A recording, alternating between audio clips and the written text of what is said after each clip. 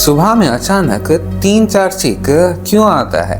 Actually सुबह में छींक आना बिल्कुल नॉर्मल है, क्योंकि रात भर सोते वक्त डस्ट, पॉलन और कोल्ड एयर हमारे नाक के अंदर जमा हो जाता है और जैसे ही हम उठते हैं छींक आना शुरू हो जाता है। और एक रीज़न भी हो सकता है सडन लाइट की वजह से। जब अंधेरे से रोशनी में आते ही हमारा ब्रेन कंफ्यूज हो जाता है और छींक आना शुरू हो जाता है। तो नेक्स्ट टाइम छींक आए तो डरना मत, ये तुम्हारे बॉडी का एक नेचुरल क्लीनिंग प्रोसेस है।